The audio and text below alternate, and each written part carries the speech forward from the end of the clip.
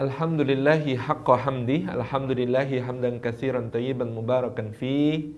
Nahmaduhu wa nasta'inuhu wa nastaghfiruhu wa nastahdihi wa natubu ilaih wa la na'budu illa iyyahu wa natawakkalu alaih. Allahumma fasalli wa sallim wa barik ala sayyidina wa habibina wa syafi'ina wa maulana Muhammad wa ala alihi wa ala ashabihi wa dzurriyyatihi wa man tabi'ahum bi ihsanin ila yaumina hadza wa ila yaumi liqa'i rabbih. Amma ba'd, hadratal mukarramin, hadratal afadil yang kami hormati, Ibu Wali Kota Bandung, Ibu Wakil Wali Kota, Ibu Sekda sekaligus Ketua Tim Penggerak PKK, para perwakilan Ormas Majelis Taklim maupun juga seluruh peserta Kamus Pendopo yang tidak dapat disebut satu persatu. Barakallahu fikum. Puji syukur kehadirat Allah Subhanahu wa taala atas limpahan karunia-Nya. Pada kesempatan siang hari ini Allah menghimpun kita di dalam majelis ilmu, meskipun hanya secara daring, secara online. Mudah-mudahan tidak mengurangi semua keutamaan dan kemuliaan yang kita raih dari sisi Allah atas majelis ilmu ini. Mudah-mudahan setiap langkah kita hari ini menjadi pemudah kita menuju ke surga. Mudah-mudahan duduk kita semua termasuk taman di antara taman-taman surga, tempat Allah mencurah-curahkan rahmat-Nya, menaungkan sayap-sayap malaikatnya, menurunkan sakinah ke dalam hati kita, dan menyebut-nyebut nama kita semua dengan bangga pada makhluk-makhluk mulia yang ada di sisinya. Hadirin hadirat, Bapak Ibu yang dirahmati oleh Allah, wabil khusus seluruh peserta Kamus Pendopo, baik yang hadir secara offline di Pendopo maupun yang mengikuti secara online dimanapun berada. Rasulullah sallallahu alaihi wa alihi wasallam menyebut secara khusus keterkaitan antara bangsa Arab dengan bangsa Mesir dengan kalimat yang sangat indah. Kata beliau sallallahu alaihi wasallam, rifqan bi ahli Masar fa innahum nasaban wa sihran. Berlemah lembutlah kalian kepada penduduk negeri Mesir, karena dengan mereka kita ini memiliki hubungan nasab dan hubungan perbesanan.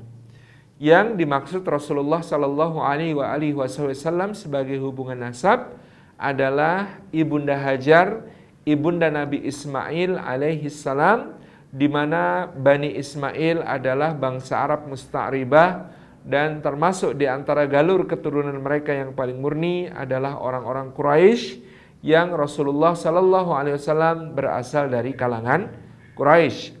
Maka bangsa Quraisy maupun suku-suku Arab yang lain ini tersambung dengan bangsa Mesir dari jalur Ibunda Hajar yang menjadi ibunda Nabi Ismail, istri Nabiullah Ibrahim alaihi salam, yang dari keturunan mereka bangsa bersuku-suku di antara kabilah-kabilah Arab ini diturunkan.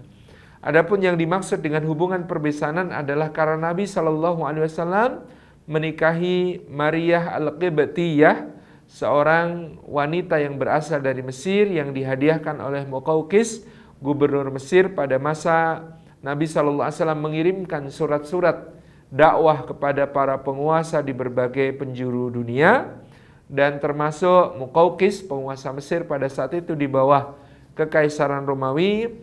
Dia menyambut baik surat Nabi sallallahu alaihi wasallam meskipun belum dapat masuk Islam, tetapi dia memberikan hadiah kepada Nabi sallallahu alaihi wasallam berupa jariyah, 2 orang pelayan, dan juga beliau memberikan hadiah berupa keledai, bagal, dan beberapa kendaraan serta perangkat-perangkat yang lain. Jadi Rasulullah menyebutkan sesungguhnya antara kita dengan bangsa Mesir terdapat pertalian nasab dan terdapat hubungan perbesanan. Nah, Ibunda Hajar dengan demikian diteguhkan oleh Rasulullah SAW sebagai bunda bangsa Arab, sebagai bunda seluruh keturunan Ismail alaihissalam, yang dengan itu mereka semuanya berbangga.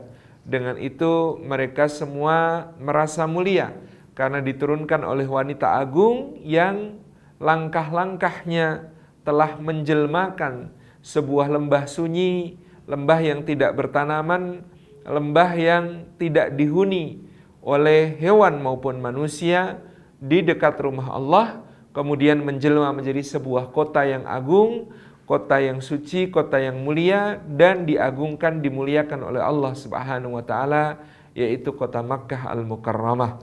Seandainya bukan karena seorang wanita yang mulia ini, Sayyidah Hajar, tentu tidak ada kota Makkah, tentu tidak ada manasik haji, tentu tidak ada sa'i antara Safa dan Marwa, tentu tidak ada air Zam-Zam yang kita minum dengan doa-doa yang mustajabah. Jadi ibunda kita Hajar ini memiliki kedudukan yang sangat tinggi, yang sangat agung, yang sampai sekarang jejak-jejak peradabannya diikuti oleh manusia dari berbagai penjuru dunia. Bukti karomahnya dinikmati oleh seluruh umat manusia di muka bumi ini dengan ibadah yang mereka lakukan, ziarah ke Baitullah, menjadi tamu-tamu Allah. Tentang asal-usul Bunda Hajar, ada riwayat yang dipadukan oleh para ulama untuk memahami siapakah sebenarnya Bunda Hajar.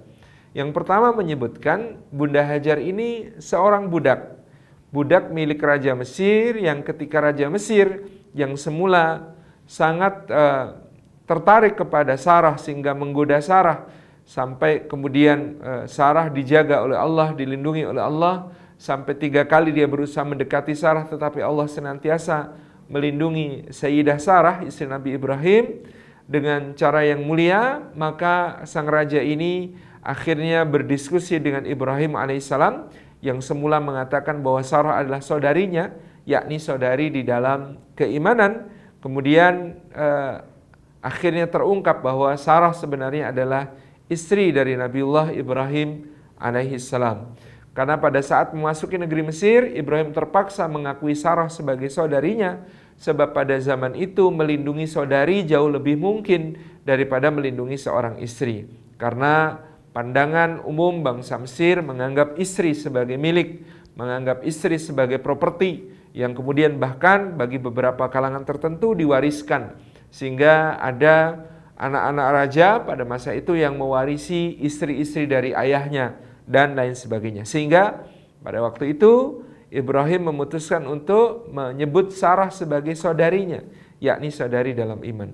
Dan ini tetap tidak kemudian menghentikan raja dari niatnya untuk menodai Sarah, tetapi Allah senantiasa menjaga Sarah, dan akhirnya kemudian singkat cerita mereka pun bisa duduk bersama berbicara dengan ma'ruf, dan akhirnya karena simpatinya sang raja ini memberi hadiah kepada Sarah dan Ibrahim alaihissalam. Hadiah itu berupa seorang jariyah, seorang budak perempuan bernama Hajar. Di lain riwayat ada pula yang menyebutkan bahwa Hajar sebenarnya seorang putri raja. Nah, kalau satu riwayat menyebut sebagai budak, satu riwayat menyebut sebagai putri raja, memadukan keduanya, biasanya para ulama mengatakan bahwa Hajar ini adalah seorang putri raja yang dikalahkan dalam sebuah peperangan oleh raja yang kemudian bertemu dengan Nabi Ibrahim alaihissalam, sehingga keluarga raja yang kalah perang ini termasuk putrinya, yakni Hajar, ini diperbudak di istana raja yang memenangkan peperangan. Jadi sejak dulu negeri Mesir terdiri dari Mesir Hulu dan Mesir Hilir. Kerajaan Mesir Hilir beribu kota di Memphis, kerajaan Mesir Hulu beribu kota di Thebes, sehingga di antara kedua kerajaan ini sering terjadi peperangan, dan pada satu masa tertentu sering salah satu dari kedua kerajaan ini menguasai yang lain. Kalau melihat konteks sejarah ini, maka dimungkinkan Hajar adalah putri dari kerajaan Mesir yang hulu yang ada di sebelah selatan, dan kerajaannya dikalahkan oleh raja Mesir dari daerah Hilir, dari hilir Sungai Nil, yang kemudian mengakibatkan Sayyidah Hajar ini dijadikan sebagai budak di istana raja yang menang perang. Lalu dia dihadiahkan kepada Ibrahim alaihi salam dan istrinya Sarah. Lalu Sayyidah Hajar ini mengikuti Ibrahim dan Sarah pergi ke Kan'an, pergi ke negeri Baitul Maqdis. Kalau Bapak Ibu melihat peta sekarang dimasukkan secara paksa oleh penjajah Zionis ke dalam wilayah negaranya, ada satu kota namanya Al-Khalil, atau dalam bahasa mereka disebut Hebron. Kota Al-Khalil atau kota Hebron ini adalah tempat tinggal Nabiullah Ibrahim alaihi salam beserta keluarganya. Sampai hari ini daerah Al-Khalil atau daerah Hebron terkenal sebagai daerah peternakan yang sangat produktif, yang sangat maju, susu terbaik, daging terbaik, produk-produk olahan susu seperti keju, yogurt dan lain sebagainya. Ini diakui sampai hari ini yang terbaik berasal dari daerah Hebron atau daerah Al-Khalil, tempat Nabiullah Ibrahim alaihissalam juga dulu tinggal dan menjadi seorang penggembala, memiliki ternak yang banyak. Bahkan diceritakan ketika datang para malaikat yang hendak membinasakan kaum Nabi Lut dengan mampir ke rumah Nabi Ibrahim, dengan datang ke rumah Nabi Ibrahim, Nabi Ibrahim menyambut tamunya ini, orang-orang yang tidak dia kenal ini, dengan hidangan berupa ijlin samin, anak sapi, daging anak sapi yang dipanggang dengan minyak samin. Ini menunjukkan pemuliaan kepada tamu yang luar biasa yang dilakukan oleh Nabiullah Ibrahim alaihissalam. Tamunya saja tidak dikenal, tapi dijamunya pakai anak lembu yang kemudian dimasak, dipanggang dengan minyak samin yang sangat lezat. Nah, kembali kepada Sayyidah Hajar, beliau kemudian mengikuti Ibrahim dan Sarah kembali ke Kan'an, kembali ke kota Hebron, Al-Khalil di Baitul Maqdis. Kemudian di sana, Bapak Ibu yang dirahmati Allah, kita menemukan bahwa Rasulullah SAW itu mensifati Ibunda Hajar dengan sifat fisik yang berbeda dengan umumnya bangsa Arab yang dilihat pada saat itu, atau bahkan juga tentu berbeda dengan Nabiullah Ibrahim dan Sarah yang berasal dari keturunan Sam bin Nuh alaihi salam. Ibunda kita Hajar disebut qasirah, lebih pendek dibandingkan rata-rata Nabiullah Ibrahim maupun Sarah yang tinggi. Kemudian beliau disebut sebagai Suwaida, kulitnya kehitam-hitaman. Kemudian ibunda kita Hajar ini disebut sebagai seorang wanita yang memiliki rambut yang ikal, rambut yang agak keriting. Nah, ini yang menjadi sifat ibunda Hajar. Maka ketika ada orang yang meragukan kearaban Zaid bin Harithah, salah seorang pelayan ibunda kita Khadijah radhiyallahu anha yang kemudian dimerdekakan dan menjadi putra angkat Rasulullah, sahabat Rasulullah Zaid bin Harithah, karena kulitnya yang hitam, maka kemudian dikatakan sesungguhnya bangsa Arab itu memang ada keturunan dari Sayyidah Hajar yang Suwaida, kulitnya kehitaman. Maka bangsa Arab itu ya kulitnya bisa berwarna-warna, bermacam-macam varian, dari yang putih sampai yang berkulit kehitaman. Itu merupakan sah sebagai bangsa Arab.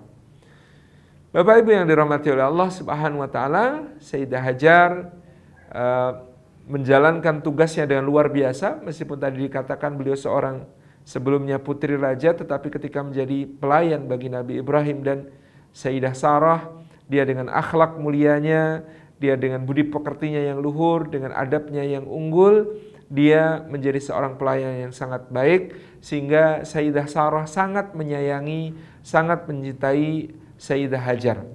Ini yang ditunjukkan dengan akhirnya ketika Sayyidah Sarah belum juga dikaruniai Allah putra melalui dirinya dari Nabi Ibrahim alaihissalam, sehingga Sayyidah Sarah akhirnya memberikan usul kepada Nabiullah Ibrahim alaihissalam agar menikahi Sayyidah Hajar. Ya, rekomendasi ini tidak mungkin terjadi kecuali Sayyidah Sarah sangat menyayangi, sangat percaya kepada Sayyidah Hajar. Ini menunjukkan bahwa ketika menjalankan tugasnya sebagai seorang pelayan, Sayyidah Hajar seorang pelayan yang sangat baik, seorang pelayan yang sangat mulia, berkhidmah dengan begitu tulus dan ikhlas, sampai akhirnya Sayyidah Sarah sangat dan percaya kepadanya, sehingga mengusulkan kepada Nabiullah Ibrahim alaihissalam untuk menikahi Hajar. Usulan ini berat pertama-tama bagi Nabiullah Ibrahim alaihissalam, sampai akhirnya kemudian Sarah terus mendesak, mengatakan bahwa Nabi Ibrahim alaihissalam memerlukan keturunan yang akan melanjutkan perjuangannya, yang akan melanjutkan dakwahnya, yang akan melanjutkan syiarnya. Maka Nabi Ibrahim pun akhirnya menerima usulan Sarah, dia menikahi Sayyidah Hajar. Dari pernikahan ini Allah Subhanahu wa taala menjawab doa-doa Ibrahim tadi yang dibaca oleh qari'ah, ayat-ayat yang sangat indah, luar biasa. Di sana disebutkan Ibrahim alaihissalam berdoa, Rabbi habli minas salihin, ya Allah anugerahkan kepadaku anak keturunan yang termasuk orang-orang yang saleh. Ya Allah anugerahkan kepadaku anak keturunan yang termasuk orang-orang yang saleh. Itu di doa yang terus diulang-ulang oleh Nabiullah Ibrahim alaihissalam. Maka Allah kemudian memberikan kabar gembira. Kabar gembira itu dengan kalimat yang sangat indah, fabasyarnahu bighulamin halim. Maka kami beri kabar gembira dia, yakni Ibrahim, kabar gembira dengan ghulamin, seorang bocah, halimin, yang sangat tabah. Kata halim itu bisa kita terjemahkan sebagai sangat tabah, sangat sabar, sangat pemaaf, sangat santun. Itulah sifat yang Allah lekatkan kepada Nabiullah Ismail alaihi salam. Dan ini yang juga menarik adalah Allah menggunakan diksi yang berbeda kelak ketika nanti memberi kabar gembira kepada Sarah ketika dia akan mengandung putranya yaitu Ishak, yaitu dengan kata-kata bighulamin alim, dengan seorang anak yang sangat berilmu. Jadi kalau untuk Ismail Allah menggunakan sifat halim, melekatkan sifat halim. Sementara untuk Ishak Allah melekatkan sifat alim. Jadi Nabiullah Ismail ini diberi sifat oleh Allah tabah, tegar, pemaaf, penyabar, penyantun, mampu menghadapi ujian-ujian yang berat di dalam kehidupannya dengan penuh keteguhan. Sementara Nabiullah Ishak itu Allah berikan sifat bighulamin alim, dengan anak yang sangat pandai, yang sangat berilmu. Maka keturunannya Nabi Ishak konon memiliki sifat berilmu yang sangat menonjol, sementara keturunannya Nabi Ismail alaihissalam memiliki sifat santun, sifat pemaaf, sifat penyabar dan tabah yang juga sangat menonjol. Dan puncaknya ada pada diri Nabiullah Muhammad sallallahu alaihi wasallam sebagai puncak dari keagungan keturunan Nabiullah Ibrahim dan Nabiullah Ismail alaihi wassalam. Kembali kepada Sayyidah Hajar, tadi disebutkan fabasyarnahu bighulamin halim. Maka Allah memberi kabar gembira kepada Ibrahim melalui Sayyidah Hajar, kelak akan lahir seorang anak yang sangat tabah. Dari mana kelahiran anak seorang yang sangat tabah ini? Pasti anak ini mewarisi sifat-sifat di antara sifat ibunya. Seorang ibu yang juga halimah, seorang yang juga sangat tabah, sangat penyabar, sangat pemaaf, sangat kemudian teguh di dalam menghadapi berbagai macam ujian. Dan itulah pribadi yang kemudian akan kita kenal pada siang hari ini, Ibunda kita Hajar, teladan emas wanita surga, teladan yang sangat luar biasa. Jadi kalau Quran menyebut anaknya saja sebagai bighulamin halim, dengan seorang anak yang sangat tabah, ini sekaligus adalah pujian untuk ibundanya, yaitu Sayyidah Hajar, yang tentu juga adalah seorang anak, seorang istri yang sangat halimah, yang sangat tabah. Memang ada beberapa riwayat Israiliyat, tapi juga yang kemudian dipinjam oleh Sayyidina Abdullah ibn Abbas untuk dari Ka'ab al-Ahbar ya, untuk menjelaskan riwayat keluarga Nabiullah Ibrahim alaihissalam. Dikisahkan bahwa setelah Sayyidah Hajar mengandung, maka perhatian Nabiullah Ibrahim Khalilur Rahman kepada ibunda kita Hajar semakin besar, sehingga kemudian menjadi tidak seimbang dengan perhatian yang diberikan kepada ibunda Sarah. Dan ini yang juga secara manusiawi menjadikan Sayyidah Sarah cemburu. Jadi ada sisi-sisi manusiawi pada diri keluarga Nabiullah Ibrahim alaihissalam, yang keluarga Nabiullah Ibrahim alaihissalam ini kita senantiasa doakan juga di dalam tasyahud, setiap tasyahud salat kita ya. Bagaimana kita mengatakan kama shalaita ala Ibrahim wa ala ali Ibrahim, kama shalaita ala Sayyidina Ibrahim wa ala ali Sayyidina Ibrahim, kama barakta ala Ibrahim wa ala ali Ibrahim, kama barakta ala Sayyidina Ibrahim wa ala ali Sayyidina Ibrahim. Ini doa yang senantiasa kita curahkan sebagai pujian untuk mereka, karena memang ini keluarga yang luar biasa sebagaimana Allah telah sebutkan, innallaha astafa Adama wa Nuha wa ala Ibrahim wa ala Imrana alal alamin. Sesungguhnya Allah telah memilih Nabiullah Adam, memilih Nabiullah Nuh, memilih keluarga Ibrahim, dan memilih keluarga Imran di atas alam semesta di zaman mereka, karena mereka memiliki keutamaan-keutamaan khusus yang sangat luar biasa. Keluarga Nabi Ibrahim yang mulia ini tetap saja adalah keluarga manusia. Maka ada sisi-sisi manusiawi tadi di mana Sayyidah Sarah dikatakan juga ada cemburunya kepada Sayyidah Hajar. Padahal semula Sarah lah yang mendorong Nabi Ibrahim untuk menikahi Hajar. Padahal semula Sarah lah yang kemudian betul-betul mengharapkan dari Hajar nanti akan lahir anak keturunan bagi Nabi Ibrahim alaihissalam yang akan melanjutkan dakwah dan perjuangan beliau. Tetapi namanya perasaan tentu berbolak-balik, hati tentu berbolak-balik. Dari yang semula mendorong Nabiullah Ibrahim untuk menikahi Sayyidah Hajar dan kemudian berharap sangat akan dilahirkan anak dari pernikahan tersebut, ketika anak itu betul-betul lahir, bahkan dari sejak kemudian Sayyidah Hajar hamil, tentu sangat manusiawi terbit rasa cemburu di dalam hati ibunda kita Sarah. Tapi ada pelajaran yang menarik ketika Nabi Ibrahim mengetahui kecemburuan Sarah, Nabi Ibrahim alaihissalam tidak marah kepada Sarah. Bahkan ketika Sarah mengungkapkan sebuah sumpah yang cukup mengejutkan, karena Sarah ketika itu saking cemburunya yang berat kepada Sayyidah Hajar yang memiliki putra dan sangat disayang oleh Nabi Ibrahim, beliau sampai mengatakan, demi Allah, jika memungkinkan akan aku potong 3 bagian dari tubuh wanita tersebut, yakni Siti Hajar. Sumpahnya Sayyidah Sarah ini tentu karena marah dan cemburu. Nanti ketika sadar dan dia bertaubat kepada Allah, bagaimana tentang sumpahnya? Sumpahnya nanti tetap akan dilakukan. Ada 3 bagian tubuh perempuan yang kemudian disunahkan untuk disayat seperti sumpah dari Sayyidah Sarah ini kepada Sayyidah Hajar.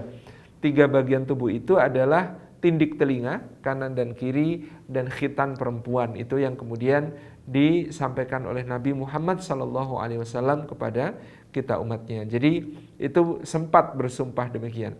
Nah, karena Nabiullah Ibrahim mengkhawatirkan, ya namanya wanita kadang-kadang ketika secara hormon tidak stabil, ya ada saat-saat sesuatu yang emosional bisa terjadi.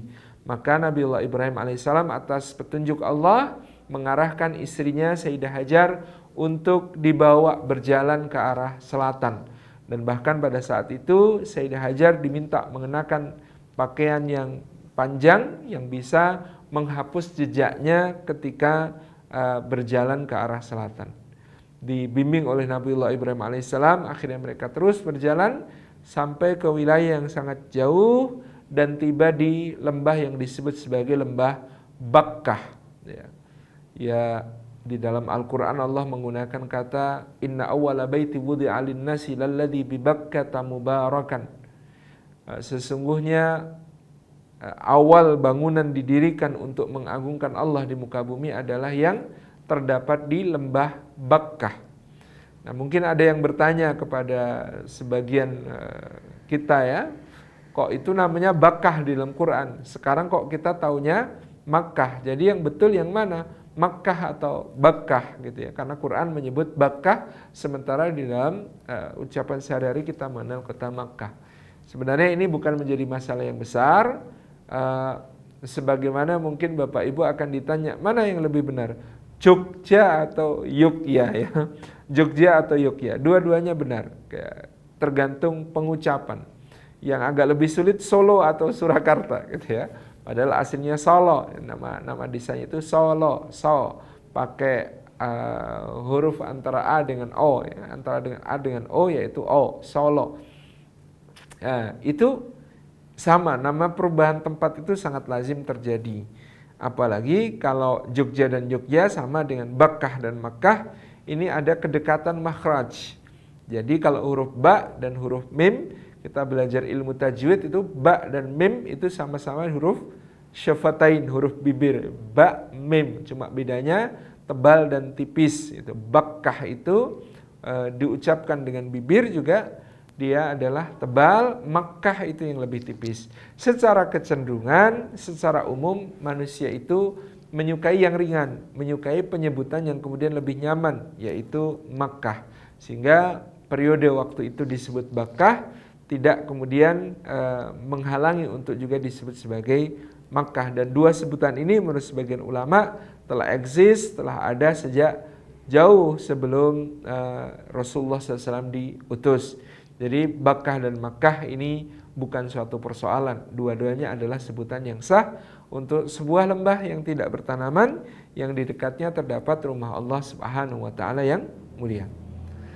Singkat cerita, Sayyidah Hajar dibawa oleh Ibrahim alaihissalam sampai di lembah Bakkah ini, di lembah Makkah ini.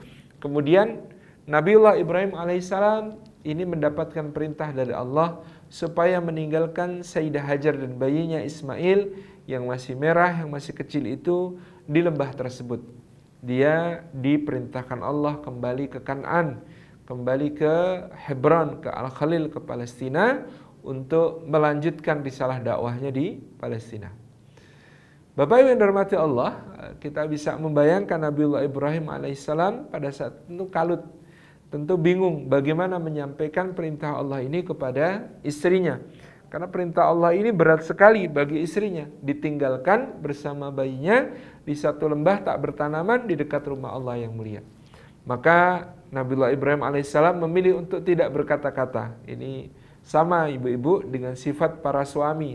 Para suami, para laki-laki itu kalau mereka dalam tekanan-tekanan yang sangat berat, saat dihadapkan pada masalah yang pelik, mereka itu pada umumnya akan diam, pada umumnya akan speechless ya, bahasa anak muda sekarang, nggak bisa ngomong, nggak bisa berkata-kata. Itulah laki-laki dalam himpitan masalah-masalah yang pelik, masalah-masalah yang rumit. Jadi diamlah laki itu tanda bingung.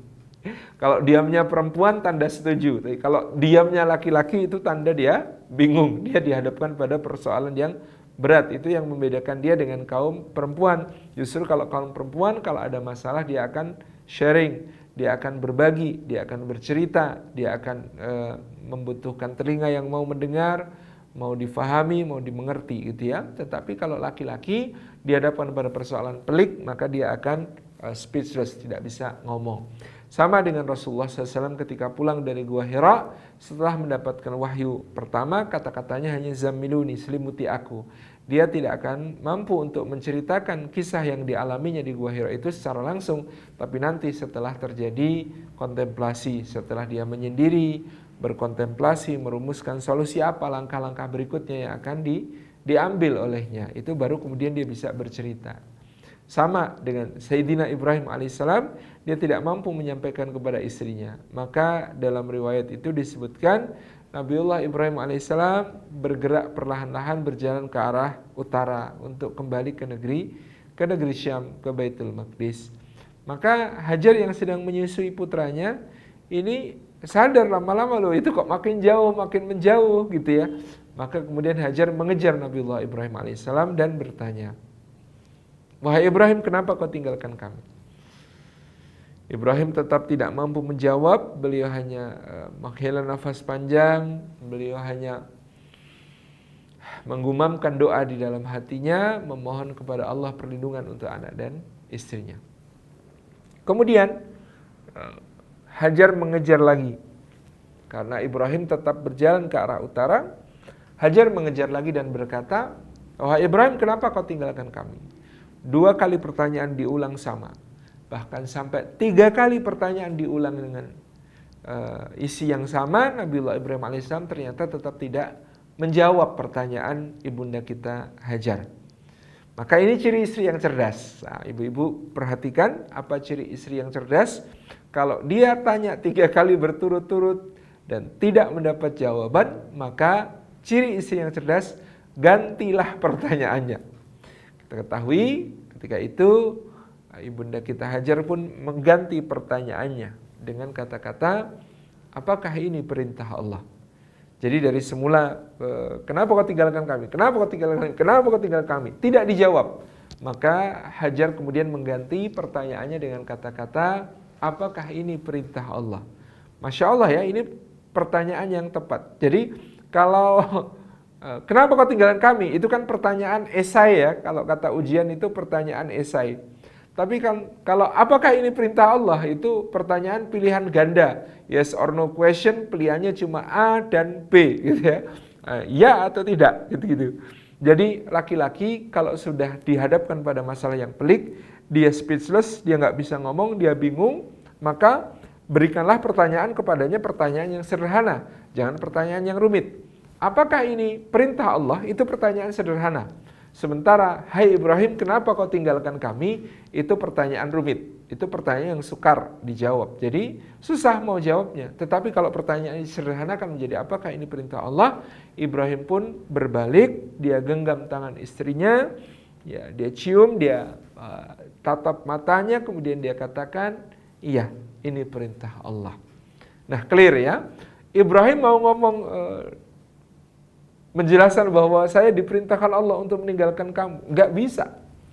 Nggak bisa hatinya. Dia takut. Kalau saya ngomong begitu, nanti istri saya jangan-jangan komplain, protes, bukan cuma sama saya. Tapi kalau komplainnya sampai sama Allah, itu nanti akan menjadi satu kufur. Satu sikap kufur kepada Rabb semesta alam. Tidak mau taat, gitu ya. Nah, itu kekhawatiran Ibrahim. Jadi dia tidak ngomong, tidak menyampaikan, takutnya salah ngomong, istrinya salah tangkap, yang terjadi adalah masalah. Maka dia, alhamdulillah, memiliki istri yang sangat cerdas, Sayyidah Hajar, yang kemudian mengubah pertanyaan menjadi apakah ini perintah Allah. Nah, kalau ini saya bisa jawab, kata Ibrahim. Dia berbalik, dia genggam tangan istrinya, dia tatap matanya, dia katakan betul ini perintah Allah. Nah, sekarang kalau sudah dijawab bahwa ini perintah Allah, pertanyaan berikutnya adalah perasaan apa yang kira-kira ada pada diri ibunda kita Hajar. Bayangkan, dia seorang wanita baru melahirkan, anaknya masih merah, ditinggalkan di sebuah lembah tidak bertanaman. Lembah tidak bertanaman itu berarti tidak ada air, berarti tidak ada hewan, berarti tidak ada apapun yang bisa digunakan untuk mempertahankan hidup. Ditinggalkan di situ atas perintah Allah. Apa yang akan menjadi reaksi atau respon dari seorang Hajar mendengar bahwa dia ditinggalkan di tempat tersebut? Boleh jadi kalau kita bicara konteks zaman sekarang, boleh jadi beliau akan sangat sedih, sangat takut, sangat khawatir, gitu ya. Boleh jadi beliau sangat kecewa, sangat marah, sangat mungkin cemburu kepada Sayyidah Sarah yang masih ada di tempat yang begitu makmur di Hebron, di Al-Khalil, tempat hewan-hewan digembalakan dengan begitu penuh kemakmurannya di sana. Tetapi Masya Allah, Subhanallah, gitu ya, kalimat-kalimat yang tidak patut tidak pernah keluar dari lisan Bunda Hajar.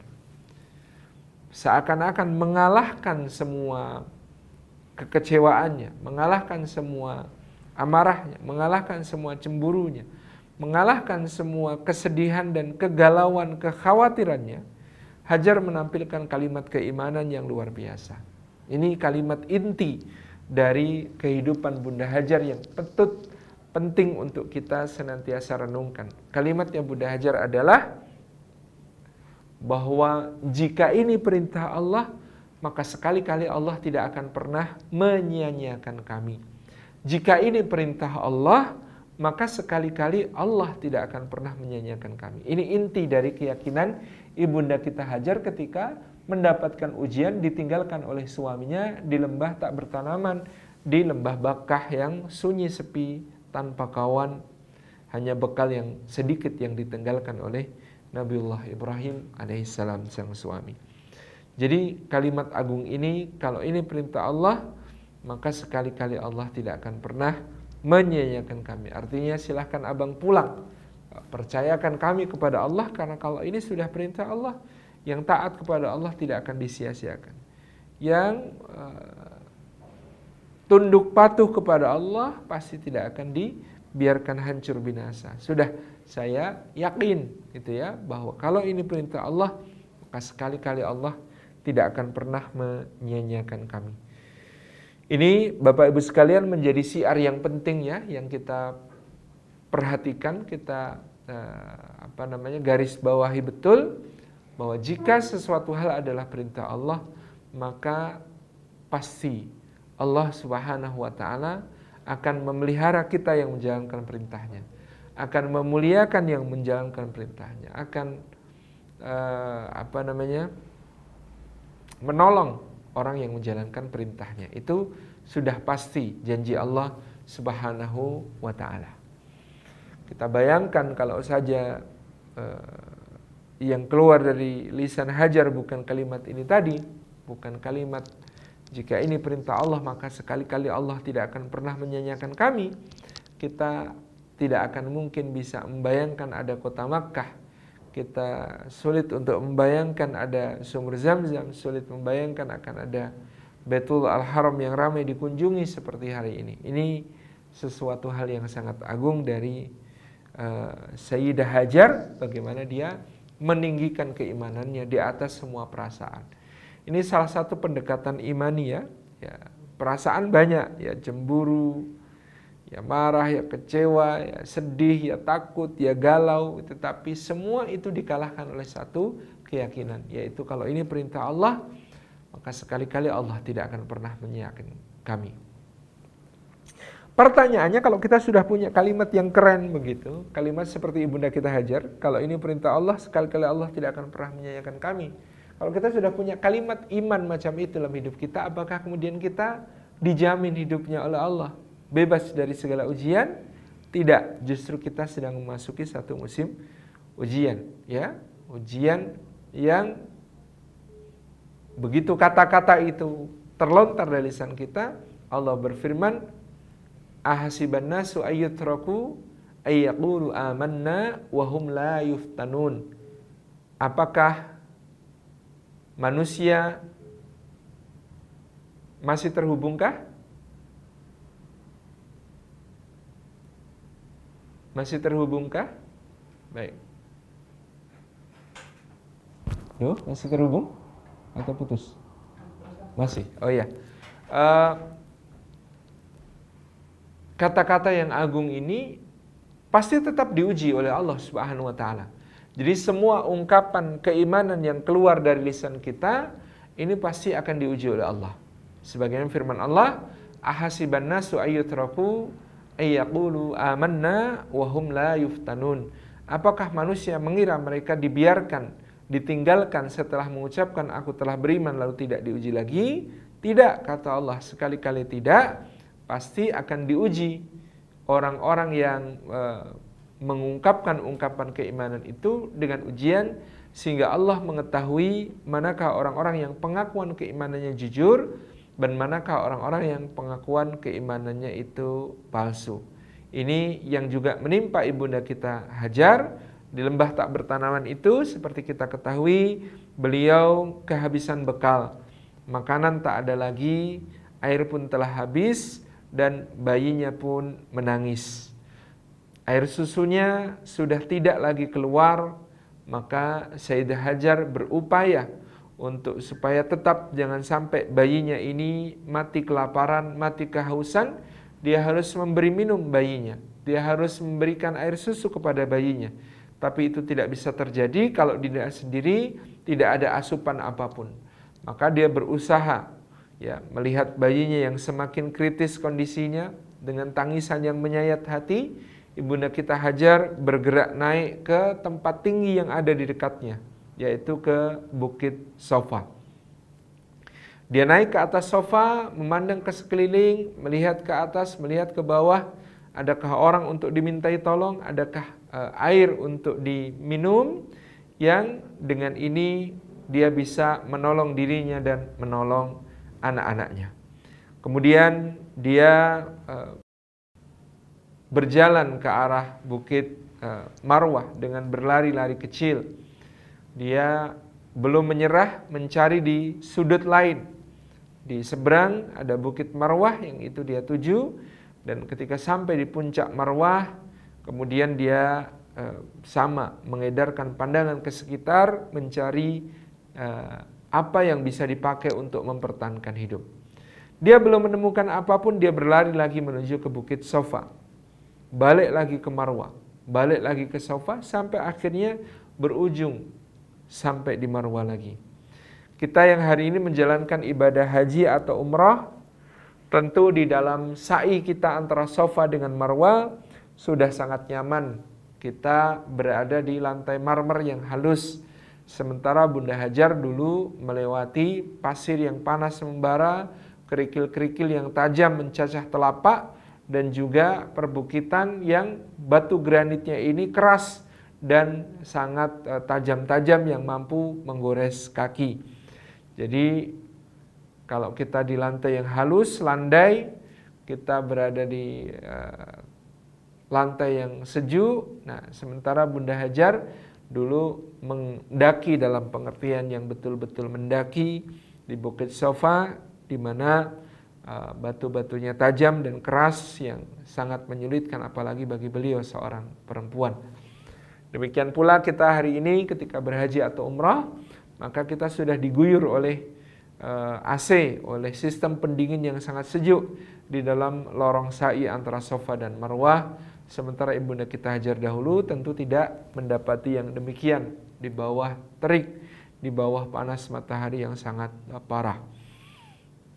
Kemudian juga ratanya tempat tadi sudah kita sebutkan. Sementara pada masa ibunda Hajar tentu itu adalah sebuah bukit dan lembah yang harus ditempuh dengan tidak mudah, sampai terlari-lari Hajar di bawah di tempat yang sekarang ditandai dengan lampu berwarna hijau. Itu bukan disengaja lari pada saat itu Hajar menurut sebagian riwayat, tetapi karena dia turun dari atas, maka dia ya kan orang kalau habis turun dari atas ya masih punya kecepatan tertentu ya, kecepatan tertentu yang belum hilang, sehingga dia terlari ya, bukan berlari tapi terlari ya, mau tidak mau supaya tidak jatuh dia harus berlari. Itu yang kemudian dilakukan oleh Sayyidah Hajar kalau kita sekarang di antara dua lampu hijau. Itu adalah tempat di mana setelah Sayyidah Hajar turun dia harus berlari, karena kalau tidak berlari justru akan jatuh. Jadi dengan sisa tenaga dia berlari, naik lagi ke bukit berikutnya, begitu seterusnya sampai 7 kali. Ada yang bertanya, untuk mengetahui satu tempat tidak ada pertolongan, tidak ada air, tidak ada makanan, berapa kali yang dibutuhkan seseorang untuk melakukan survei gitu ya? Mungkin dalam 2 trek atau 3 trek saja sudah selesai. Tapi kenapa Bunda Hajar sampai 7 kali dia berlari di antara Sofa dan Marwah? Sebagian ulama mengatakan sesungguhnya Allah itu Maha Penolong, tetapi Allah memilih di antara hambanya yang layak ditolong. Sesungguhnya Sayyidah Hajar hanya sedang menunjukkan kesungguhannya untuk ditolong oleh Allah Subhanahu wa taala. Dia berlari di antara Sofa dan Marwah itu 7 kali, sebab dengan begitu dia mengetahui betapa beratnya perjuangan yang harus ditempuh, dan dia mengungkapkannya kepada Allah Subhanahu wa taala tentang betapa beratnya yang harus dia lakukan untuk menyambung kehidupannya bersama anak bayinya. Kemudian kasih sayang Allah pun turun, di mana Jibril alaihissalam diperintahkan Allah turun bertemu dengan bayi Ismail yang masih menangis. Jibril alaihissalam merasa iba, kemudian memukulkan sayapnya yang agung ke dalam bumi, sehingga memancarlah dari situ mata air di dekat bayi Nabiullah Ismail alaihissalam yang sedang menangis. Jadi pertolongan Allah itu tidak pernah terlambat, tapi dia datang di waktu yang paling tepat setelah ibunda kita Hajar mengerahkan segenap kemampuannya untuk mencari apa yang bisa dipakai untuk menyambung hidup dengan berlari di antara Safa dan Marwah. Maka yang terjadi kemudian adalah bagaimana pertolongan Allah itu datang bagi orang-orang bertakwa, tentu dari arah yang tidak disangka-sangka. Dalam surat At-Talaq disebutkan oleh Allah, "Wa may yattaqillaha yaj'al lahu makhrajan wa yarzuqhu min haitsu la yahtasib." Siapa yang bertakwa kepada Allah, maka Allah jadikan baginya jalan keluar, dan Allah Subhanahu wa taala berikan kepadanya rizki dari arah yang tidak disangka-sangka. Dan pertolongan Allah kepada Sayyidah Hajar juga dari arah yang tidak disangka-sangka. Air itu yang dihantam oleh Jibril, bumi dari batuannya dengan mata airnya yang agung, memancar di dekat kaki bayi Ismail alaihissalam. Kita kalau menjadi ibunda kita Hajar mungkin akan berkalimat lancang kepada Allah di saat-saat seperti itu ya. Mungkin dengan kata-kata, "Ya Allah, nggak dari tadi loh ya, sudah bolak-balik Safa Marwah 7 kali, kok airnya ternyata munculnya di kaki bayinya." Masya Allah, kejutan dari Allah. Kejutan dari Allah itu berhikmah, akan memberikan satu rasa memiliki nikmat pada seseorang. Sebab kalau pertolongan Allah itu datang dengan biasa-biasa saja, maka kadang hati tidak aware. Kalau sesuatu yang bisa kita jadikan solusi itu datangnya dari arah yang kita sangka-sangka, itu sulit untuk menjadi awareness, untuk segera bersyukur bahwa dia betul-betul nikmat, betul-betul dia adalah anugerah Allah Subhanahu wa ta'ala. Maka betul gitu ya, ketika air itu memancar dari dekat kaki Ismail alaihissalam, maka ibunda kita Hajar segera turun dari Bukit Marwah menyongsong putranya di situ. Jadi kita mungkin membayangkan ketika kita menunjukkan kesungguhan kepada Allah, bekerja dengan pantang menyerah, bekerja dengan kerja keras gitu ya. Tapi ternyata kok hasilnya ternyata nggak di situ, ya nggak ada masalah.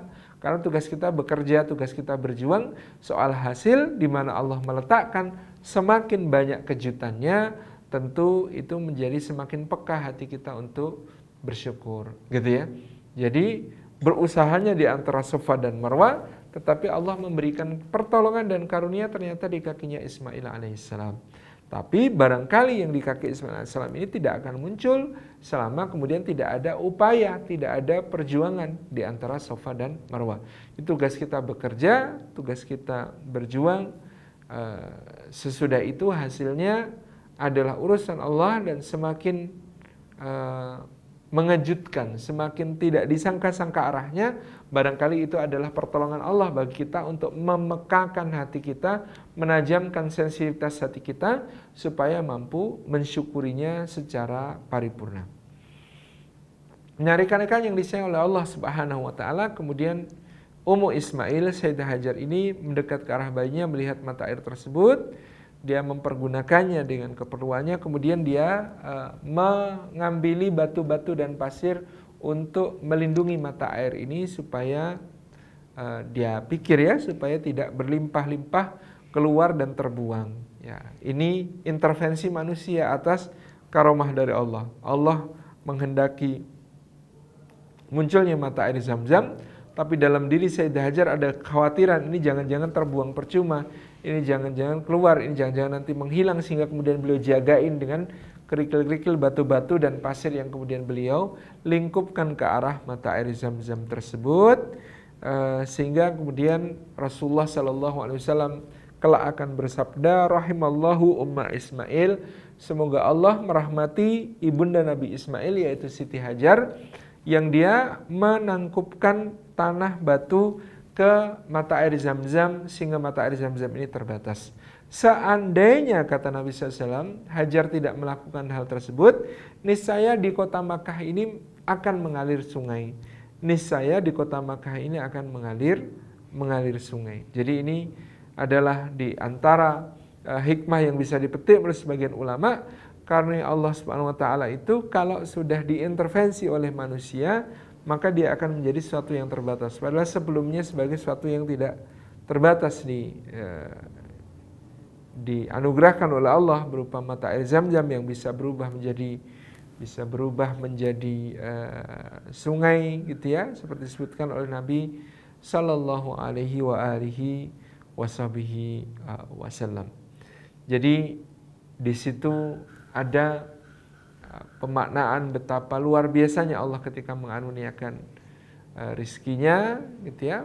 Tetapi dengan seorang hamba memberi intervensi, itu yang akan membatasi sendiri nikmat karunia Allah yang sebenarnya tidak terbatas. Bapak Ibu yang dirahmati Allah, sampai hari ini kita masih meneladani Sayyidah Hajar dengan sa'i antara Safa dan Marwah. Kalau kita sekarang ditanya mana yang lebih penting, sa'i antara Safa dan Marwah atau air Zam-Zam, kita dengan mudah menjawab sa'i antara Safa dan Marwah itu lebih penting bagian dari manasik.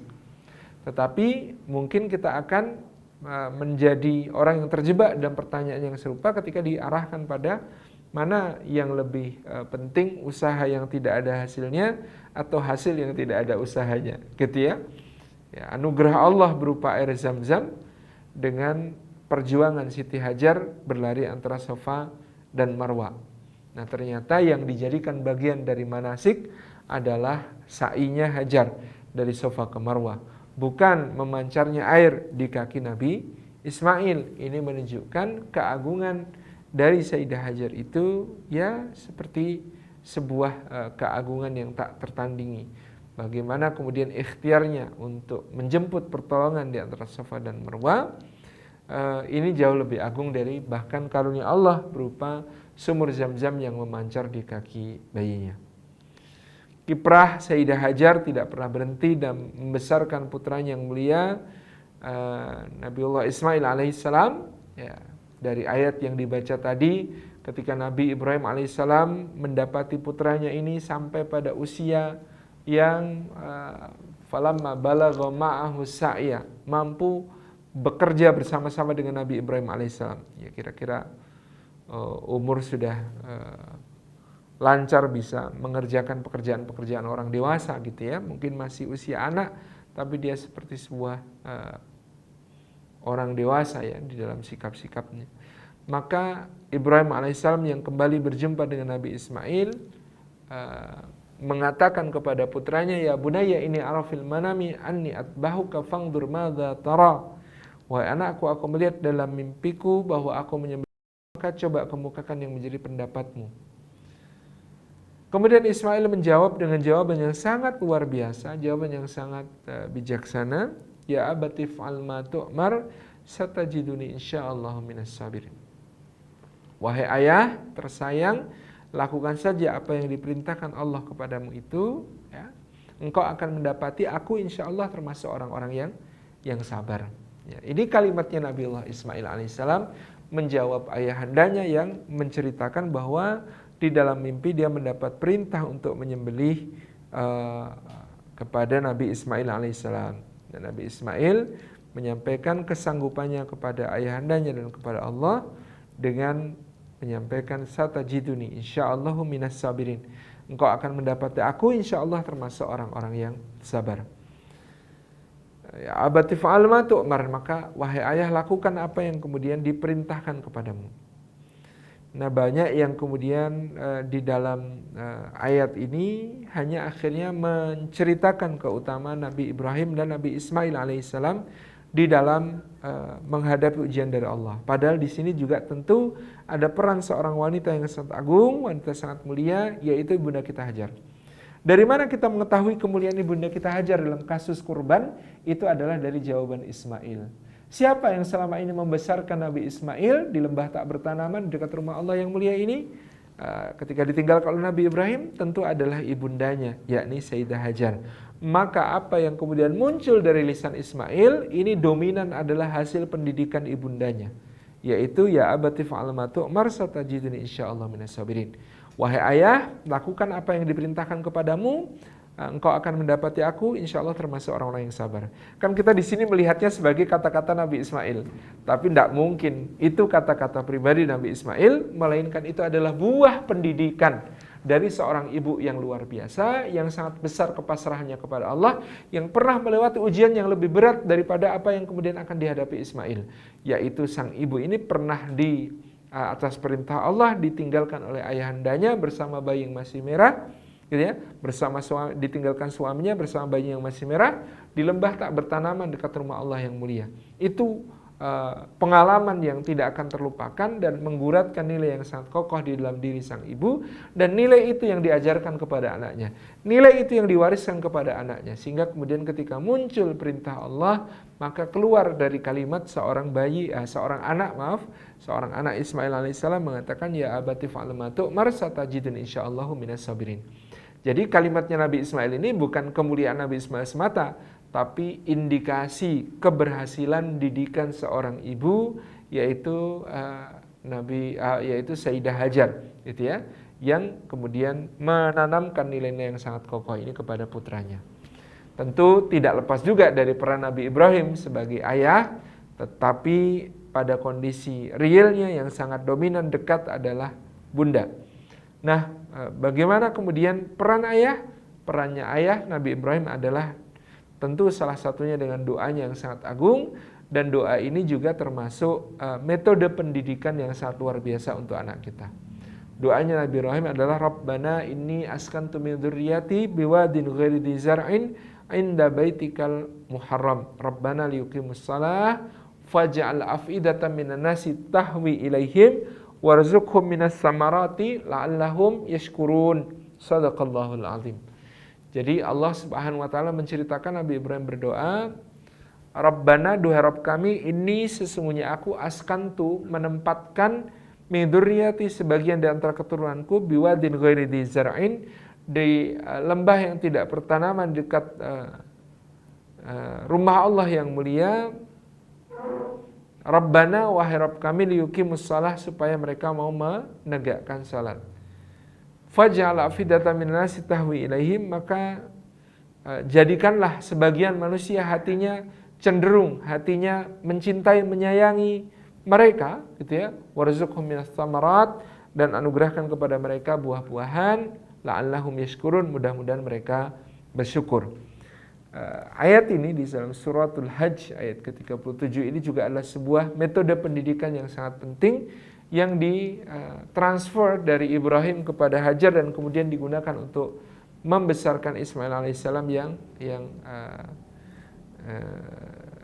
sangat halim tadi ya, produk pendidikan yang sangat halim, yang sangat tabah terhadap segala ujian, pemaaf kepada sesama dan lain sebagainya. Nah, doanya Nabi Ibrahim ini kalau kita ambil poin-poinnya, pertama, Rabbi ini askantu min dzurriyyati biwadin ghairi dzi zar'in. Ya Allah, sungguhnya aku menempatkan sebagian keturunanku di lembah tidak bertanaman. Termasuk kebaikan kita dalam mendidik anak adalah jangan sampai kita menjadi permisif kepada mereka, serba boleh kepada mereka, menuruti segala keinginan mereka, memudah-mudahkan hidup mereka terus-menerus tanpa ada pendidikan di dalamnya. Ini yang harus dihindari. Ibrahim mengatakan biwadin ghairi dzi zar'in. Maka hendaklah di dalam mendidik itu juga ada suasana prihatin, suasana terbatas, suasana berat, suasana yang tidak mudah yang dialami oleh anak. Jangan sampai kita terus memudahkan tetapi sebenarnya menjerumuskan. Ya, seperti saya sering mencontohkan, kalau kita melihat kepompong yang kupu-kupunya sedang akan keluar, kita ini akan kasihan melihat kepompong yang sedang berusaha untuk mengeluarkan dirinya dari dari selaputnya, dari yang selama ini membungkusnya, itu dia berusaha keluar. Ini justru jangan sampai dibantu, karena kalau dibantu justru dia akan menjadi makhluk yang gagal. Kalau kita nggak tega lihat seekor kupu-kupu yang baru mau keluar dari kepompongnya, lalu kita ambil gunting, kita potong kepompong itu, kita kita potong kepompongnya agar kupu-kupunya bisa keluar, maka kemudian ini akan mengakibatkan kupu-kupu ini justru binasa. Kenapa? Karena dia tidak lagi mampu untuk mengepakkan sayapnya. Karena sayap yang kuat diperoleh dari upayanya untuk keluar. Dilatihnya dengan cara mengeluarkan dirinya sendiri dari dalam kepompong tersebut. Maka kalau keluar dari kepompongnya dibantu dengan digunting kepompongnya, justru kupu-kupu ini tidak akan pernah bisa terbang, jadi akan cepat sekali dikerubung oleh semut atau yang lain sehingga dia binasa. Jadi jangan sampai kita menjadi orang yang menggunting kepompong yang dalam rangka menolong kupu-kupu supaya keluar, sebagaimana jangan sampai kita menjadi orang tua yang serba memudahkan anak, yang justru akan kemudian menumpulkan potensi anak sehingga dia tidak mampu mandiri di masa yang akan datang. Biwadin ghairi dizar'in. Ainda baitikal muharram, yang kedua, metode pendidikannya Ibrahim yang dieksekusi oleh Hajar, dilaksanakan oleh Hajar adalah setelah tinggal di tempat prihatin yang tidak serba ada, yang tidak serba keturunan, tapi yang kedua adalah ainda baitikal muharram, di dekat rumah Allah yang mulia. Jadi suasana yang lebih ingin kita hadirkan kepada anak bukan suasana serba nikmat, suasana serba memperoleh apa yang diinginkan, tetapi suasana ibadah, bahwa dia dekat dengan rumah Allah. Inda baitikal muharram rabbana liyuqimus shalah, maka hendaklah supaya mereka itu menegakkan salat. Jadi hidupnya dididik untuk prihatin, prihatinnya ini kemudian didekatkan dengan suasana rohaniah di sisi rumah Allah yang mulia. Rabbana faj'al afidatan minan nas tahwi ilaihi. Maka di antara doa Nabi Ibrahim untuk anak cucunya, mudah-mudahan sebagian di antara manusia itu hatinya cenderung mencintai mereka. Jadi catatan ketiga, setelah hidup di lingkungan prihatin, hidup di suasana rohani yang kondusif, ibadah yang kondusif, yang ketiga adalah berada di tengah orang-orang yang mencintai. Penting untuk berada di tengah orang-orang yang mencintai, gitu ya. Warzuqhum minas samarat, dan dicukupi rizkinya dari buah-buahan terutama, gitu ya. La'allahum yashkurun, supaya mereka bersyukur. Ini rangkaian kurikulum pendidikan untuk Nabi Ismail sampai dia bisa mengucapkan ya abati fa'al matu marsatajiduni insyaallah minas sabirin. Memang dirancang dalam kata-kata Nabi Ibrahim dengan doa Nabi Ibrahim, tapi tentu eksekutor lapangan dari pendidikan itu kepada Ismail adalah ibundanya yang sangat agung, Sayyidah Hajar yang mulia. Demikian dapat kita sampaikan sekelumit keteladanan ibunda kita Hajar dalam menghadapi setiap ujian kehidupan yang beliau alami, dan mudah-mudahan kita bisa mengambil pelajaran. Jazakumullah khairan. Wassalamualaikum warahmatullahi wabarakatuh.